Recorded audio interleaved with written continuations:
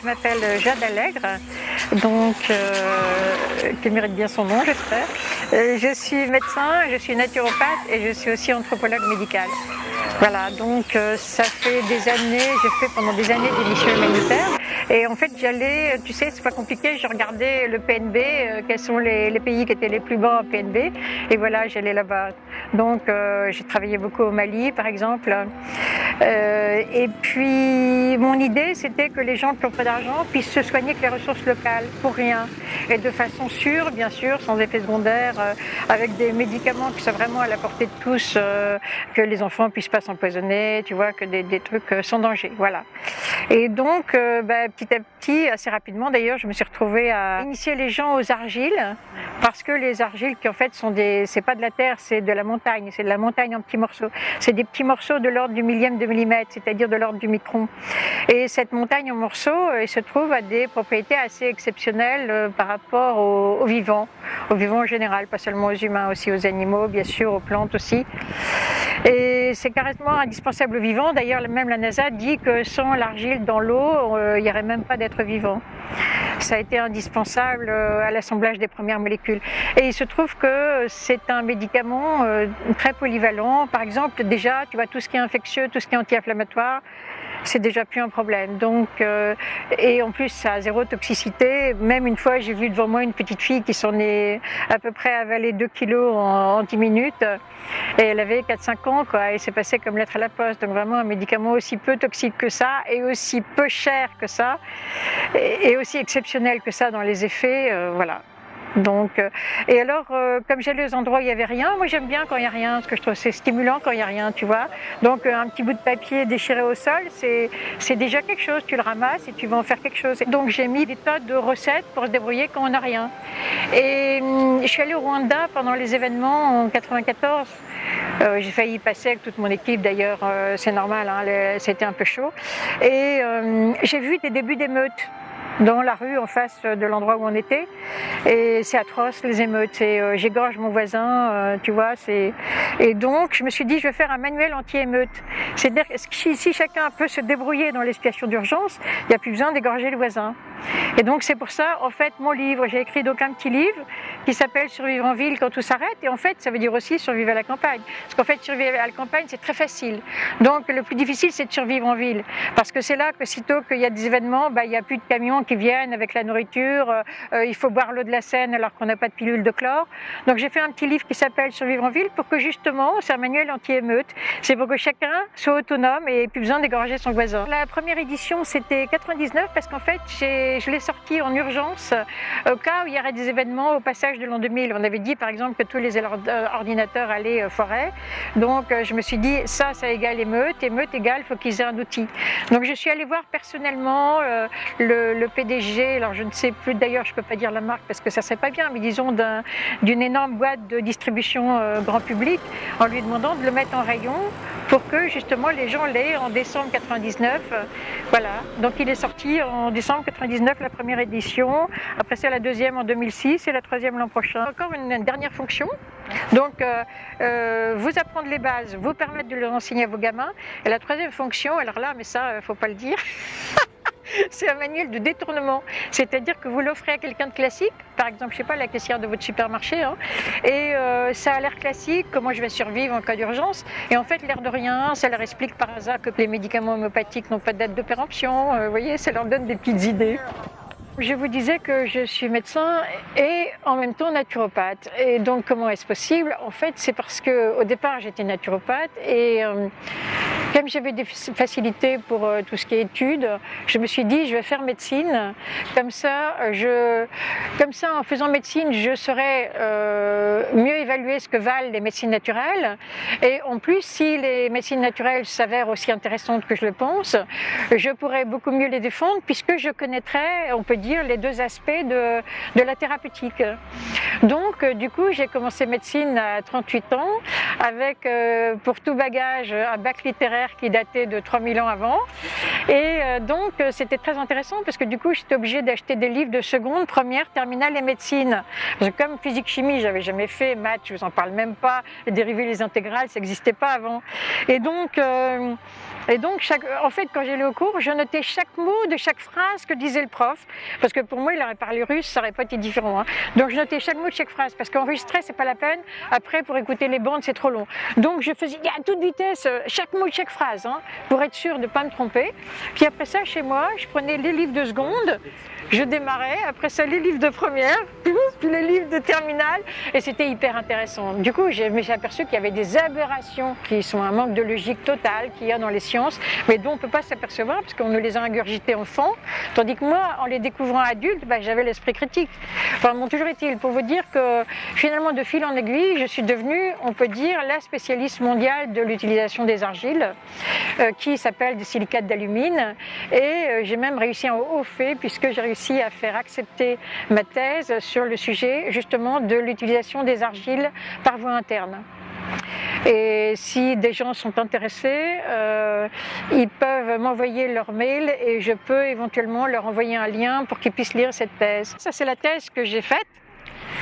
Donc évidemment, j'ai pas dit les argiles, j'ai dit les silicates d'alumine, mais j'ai quand même pris un risque énorme en mettant entre parenthèses argile, pour une raison très simple, c'est que je veux que des jeunes médecins en formation lisent tout ça, pour que ça leur ouvre un petit peu les possibilités. Et quand on fait un moteur de recherche, comme ils ne savent pas que l'argile est un silicate d'alumine, il fallait que je mette le mot argile pour qu'ils puissent le trouver.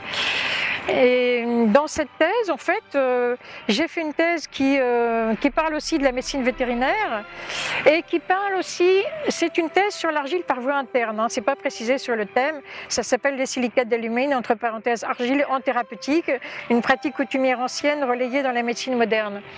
Et je n'ai pas précisé que c'était en interne, mais en tant que médecin, nous n'avons pas le droit de faire des thèses sur les usages externes, parce que c'est le domaine des infirmiers. Voilà. Donc, toute la première partie de cette thèse, c'est sur la géophagie. La géophagie, c'est un mauvais terme parce que ça veut dire manger de la terre, alors qu'en fait, c'est pas de la terre qu'on mange, comme je vous le disais, on mange de l'argile. Les animaux, sur toute la planète, les animaux et les humains mangeaient spontanément l'argile. Et donc, toute la première partie est sur la géophagie animale, et là, on s'aperçoit que les animaux consomment des quantités très importantes d'argile et spontanément. Par exemple, une des expériences les plus intéressantes que je cite dans cette thèse, c'est un jeune vétérinaire qui s'appelle le docteur François Reichart, qui a fait récemment un travail sur les rats. Et il a fait ceci, il a donné à des rats une alimentation abondante en libre service et de qualité. Hein. Et puis en plus des aliments comme ça, abondants en libre service, il a mis 2 argiles différentes en libre service. Et bien aussi, sinon que ça paraisse, les rats se sont rués sur l'argile. Et ils en ont mangé pendant la première semaine 30% de leur nourriture. C'est-à-dire un tiers de ce qu'ils mangeaient, c'était de l'argile. Et après, par la suite, bon, à mon avis, ils ont dû combler un certain nombre de carences, réparer un certain nombre d'infections et d'inflammations dans leur corps. Et après, ils se sont équilibrés au bout de 2 semaines à peu près, à une quantité de, je sais plus, 4 ou 5% de leur nourriture en argile. Et ce qui est très intéressant, c'est que ils ont continué ça jusqu'à la fin de l'expérience. Et cela, pour un humain, correspondrait à plusieurs années. Donc, c'est une piste de recherche. Est-ce que l'argile ne serait pas quelque chose qui manque dans notre alimentation? Si on voulait partir du niveau symbolique, l'argile en fait est une structure de tétraèdres et d'octaèdres. Et les tétraèdres et les octaèdres sur le plan énergétique sont extrêmement intéressants. C'est pas par hasard que dans la Bible et dans le Coran, on dit que l'homme a été fait d'argile. Il y a quelque chose de crucial dans l'argile. Il y a même un Écossais absolument génial qui est un chimiste et qui a fait une théorie comme quoi l'argile serait l'ADN minéral qui a servi d'information de moule et de précurseur pour l'ADN organique. Et c'est passionnant. L'argile est un domaine absolument passionnant. Vous pouvez y passer une dizaine de vies sans vous lasser. Et c'est extrêmement complexe tout en étant passionnant. Pour vous dire qu'une fois, j'ai le chef de, je ne dirai pas le nom, mais il y a de l'argile même dans nos pharmacies sous le nom de certaines spécialités. Et un jour, j'ai le chef de produit d'une de ces spécialités qui m'a appelé en me disant « Est-ce que vous ne pourriez pas nous indiquer un bon minéralogiste parce qu'on ne s'en sort pas avec les espèces d'argile ?» Donc quand je vois des gens s'exciter en disant « Je veux une montmorillonite » ou « Je veux une bédélite » ou « Je veux une smectite », je leur dis « Calmez-vous, même les spécialistes, ils ne s'y retrouvent pas. Donc écoutez votre corps, goûtez les argiles, mettez-les toutes en rang d'oignon dans votre cuisine au même moment et vous les goûtez au même moment. Et celle que vous allez aimer le plus, c'est celle-là que vous devez choisir. Les animaux font comme ça, je veux dire. Par exemple, j'ai travaillé aussi avec des éléphants et dans le parc où j'étais avec des éléphants, il y avait 5 ou 6 endroits où il y avait de l'argile et les éléphants n'avaient choisi que 1 ou 2 endroits. Et cette argile-là, ils la mangeaient. Donc redevenez comme les animaux, c'est-à-dire écoutez votre corps. Et votre corps vous mènera à l'argile qui vous conviendra le mieux à ce moment-là. Alors, une dernière chose sur l'argile, moi qui m'a beaucoup plu, c'est évidemment, bien sûr, je vous avais déjà dit l'aspect où ça coûte rien. Donc moi qui travaille avec les gens qui ont rien, c'est bien. Parce que les gens me disent oui, mais l'essence de plante, l'essence de lavande, c'est magnifique. Je dis d'accord. Mais si vous êtes dans un bidonville ou si vous marchez sur les routes, est-ce que vous aurez de l'essence de lavande? Ben non. Moi, je m'intéresse aux gens qui n'ont rien. Hein. Je travaille pour les gens qui n'ont rien. Donc l'argile est géniale parce que, par exemple, on n'a pas filmé aux Tuileries, mais on aurait pu filmer aux Tuileries. Est-ce que vous savez pourquoi les Tuileries s'appellent les Tuileries? Parce qu'il y a une excellente argile à tuiles. Et c'est parfait pour se soigner. Donc, il y a un grand événement en France, tout est arrêté, vous prenez votre pelle, vous allez aux Tuileries. Donc, si vous voulez, quand vous êtes dans un bidonville, vous avez l'argile sous les pieds. Donc, où que vous soyez, vous avez l'argile. Mais ce que je voulais vous dire aussi, qui est crucial, c'est que tous les, enfin, pas tous, on ne peut pas dire tous, mais la plupart des peuples de l'univers ont utilisé l'argile comme thérapeutique. Et du coup, un avantage considérable de cette technique, c'est que moi, je débarque, par exemple, ça m'est arrivé de débarquer chez des Tamasheks, hein, c'est des sortes de Touaregs qui vivent dans le nord de l'Afrique. Je suis allée chez eux, j'étais présentée par une personne qui bossait avec eux depuis 30 ans. Et bien, au bout de 5 minutes, j'étais plus leur frère et leur sœur que cette personne qui bossait avec eux pour 30 ans. Pourquoi? Parce qu'ils ont dit « Ah bon? Mais alors, mais nous on avait raison alors, parce que vous utilisez les mêmes choses que nous ». Et quand je leur ai montré le livre sur l'argile que j'utilise, ils étaient estomaqués, ils ont dit « Mais vous, les milliardaires, vous avez pris la peine de mettre dans des livres les médecines que nous on faisait, mais alors on avait raison ». Et là vous imaginez pas, on se tapait tous sur les cuisses. « Ah ben vous l'utilisez à quoi? Ben nous on l'utilisait à ça, et vous l'utilisez à quoi? Et vous êtes frères et sœurs avec l'univers. C'est extraordinaire. Vous êtes frères et sœurs aussi avec tous les animaux, parce que tous les animaux l'utilisent, de l'orang-outan au serpent, tout le monde utilise l'argile. Donc vous êtes sur le même plan. Moi les premiers hommes, les premiers hommes sauvages que j'ai rencontrés, c'était des gens qui vivaient dans les jungles du Sri Lanka. Et ben, au bout de 5 minutes, on était poteaux. Parce que je leur ai dit, parce que je savais, d'après des rapports d'explorateurs de 1800, que certains peuples, quand ils n'avaient rien à manger, mangeaient de l'argile. Donc je leur ai posé la question, je leur ai dit, c'était donc au Sri Lanka, j'ai posé la question à ces hommes, je leur ai dit, mais vous, quand vous n'avez rien à manger, qu'est-ce que vous faites? Et là, alors que le document que j'avais parlait d'Amérique du Sud, et bien là, je me retrouvais en Asie et ces hommes-là m'ont dit, on n'a rien à manger, on cherche de l'argile et on cherche un peu de miel sauvage. Et donc du coup, j'ai goûté leur argile, mais je vous assure, heureusement que j'avais la mienne à prendre après. Elle était assez chaude, leur argile. Mais donc vous êtes frères et sœurs avec la planète, quoi. Et ça, oui, une chose, il faut bien comprendre, quand vous êtes pauvre, le plus dur, c'est pas la situation économique. Le plus dur, c'est l'humiliation. Et alors là, tout d'un coup, vous dites à une personne, mais votre médecine, c'est la plus belle du monde, c'est la meilleure du monde. Et là, tout d'un coup, les gens, ils retrouvent leur honneur. Et ça, c'est au moins aussi important que de leur donner un outil pour se soigner. Alors, les gens me disent, mais qu'est-ce que vous allez faire au bout du monde à montrer à des Tamasheks comment on peut soigner avec l'argile? Alors que eux, ils ont déjà leur tradition, y compris avec l'argile. Les Tamasheks que j'avais rencontrés à ce moment-là, qui étaient dans la région de Mopti, ils utilisaient l'argile principalement pour les écrasements de chair. Et c'est vrai que c'est une très bonne indication. Écrasez-vous le doigt dans une porte, vous pouvez même essayer. Et après, vous avez donc les chairs qui sont rentrées, vous mettez une seule seule application d'argile et les chairs remontent, c'est une très bonne indication. Et donc les gens me disent mais pourquoi vous allez les embêter? Laissez-les avec leur médecine et foutez-leur la paix. Moi j'ai dit oui, mais le problème c'est qu'actuellement ils sont en voie, l'État-Machek par exemple, sont en voie de sédentarisation forcée. Ils en sont au point dans ce village par exemple où les autorités leur ont interdit d'avoir du bétail. Ils leur ont interdit d'avoir du bétail pour pouvoir les sédentariser et les contrôler. Et ils les forcent à cultiver évidemment toutes les cultures rates, parce que dans la tradition d'État-Machek c'est l'animal, c'est pas le végétal. Donc pourquoi j'y vais? Parce que l'État-Machek, ils ont plus de troupeaux, ils vont se retrouver un jour dans un bidonville aux abords des villes. Et dans le bidonville aux abords des villes, ils auront plus les plantes qu'ils avaient dans le désert. Une autre chose aussi importante, c'est que chaque peuple a développé l'utilisation de l'argile pour la chose dont il avait besoin. Par exemple, l'État-Machek en avait besoin pour l'écrasement de chair. Mais pour la diarrhée, ils avaient les graines de baobab. Et la pulpe qui est autour de la graine de baobab est un médicament parfait de la gastro. Donc du coup, eux ne savent pas que l'argile marche aussi pour la gastro. Et donc mon rôle à moi, c'est de leur dire tiens, vous savez, en revanche, dans tel pays, ils peuvent utiliser l'argile quand les enfants ont la gastro. Et même chez la gastro des personnes âgées, et même chez la gastro des gens qui sont carencés en protéines, ça marche. Et c'est remarquable, et en une seule prise, vous arrêtez votre gastro. Donc mon rôle, c'est aussi de diffuser l'information sur d'autres utilisations. Je vous prends un autre exemple. J'ai fait une formation à l'argile pour le groupe de Pierre Rabhi. Et est venu à cette formation un grand professeur de médecine, en l'occurrence de pneumologie, qui était tout à fait réticent.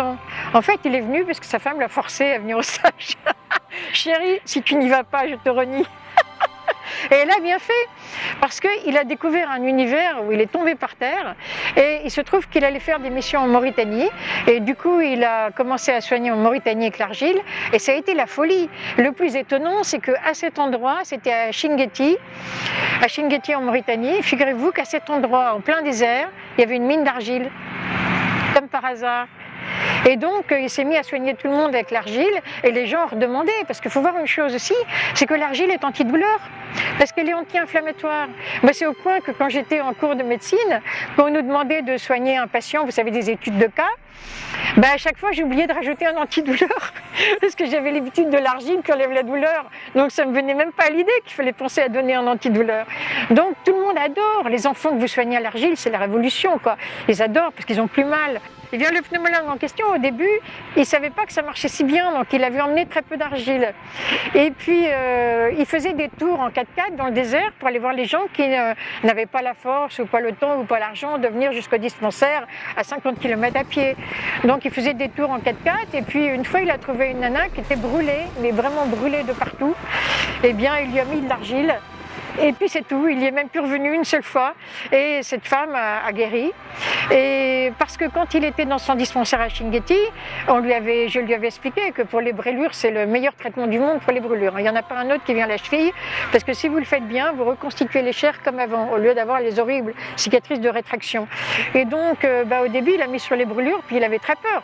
Vous imaginez un professeur qui met un truc qui n'est même pas stérile sur des brûlures, c'est de la folie.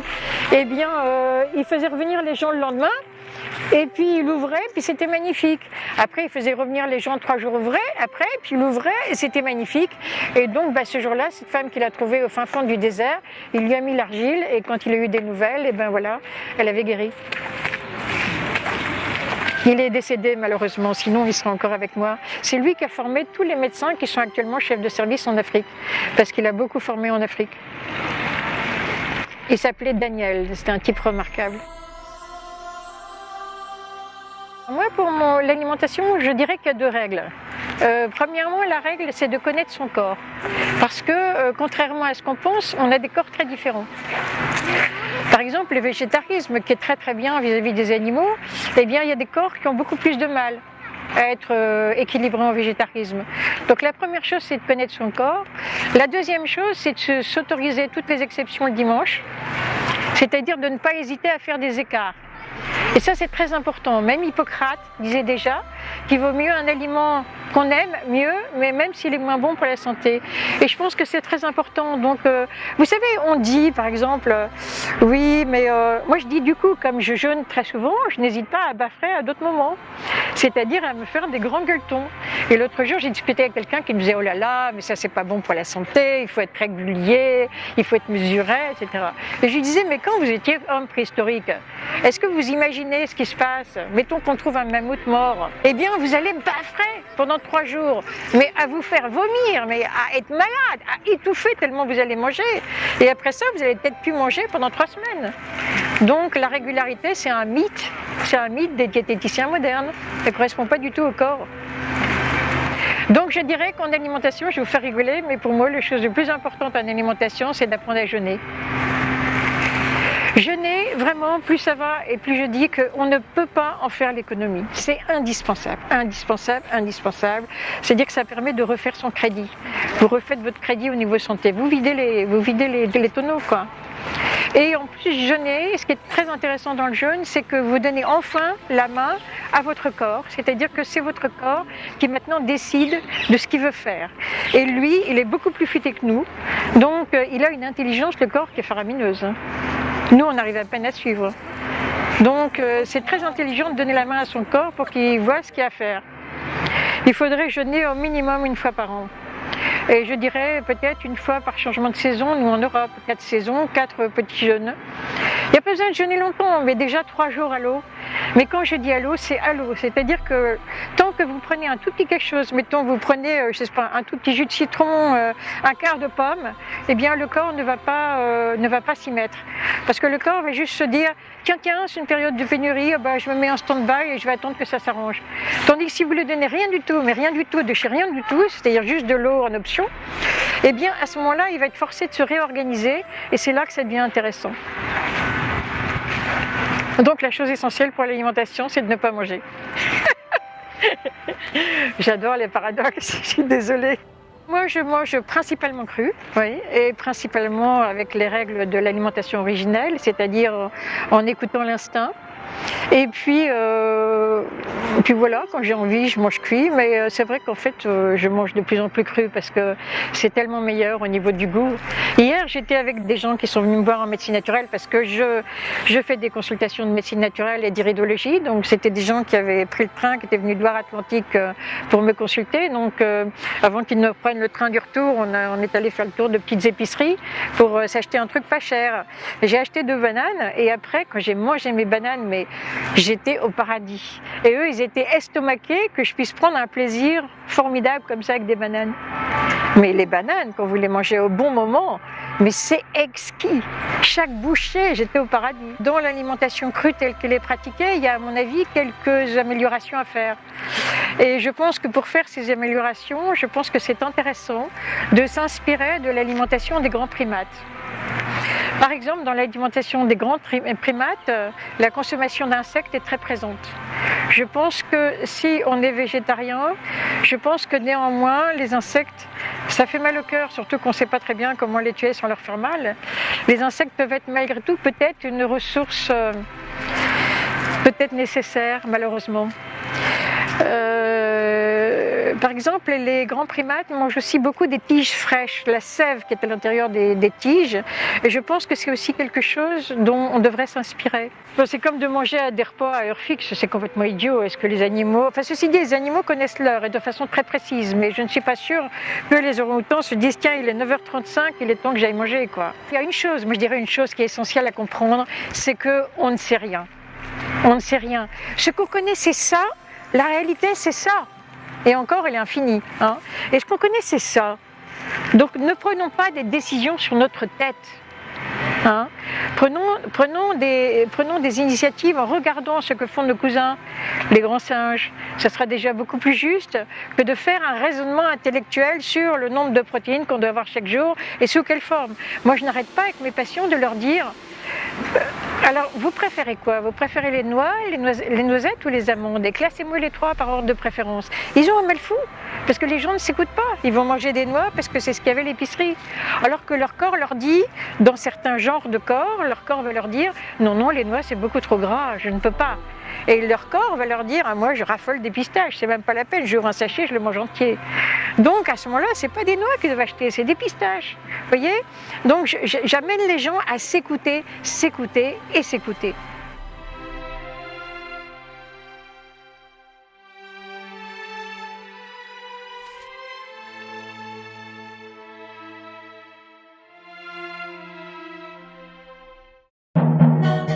Le Chou Brave, c'est un magazine trimestriel numérique et une chaîne TV Internet abordant des thèmes liés à l'alimentation vivante, la santé, l'éducation, l'agriculture, les énergies alternatives et tout ce qui concerne la vie, la nature et l'homme. Des e-books de recettes crues sont à télécharger sur le site internet du Chou Brave. Le nouveau livre papier de 59 recettes crues pour tous les goûts, se commande également sur le site. Retrouvez-nous en ligne et dans les salons ou congrès auxquels nous participons. À très vite!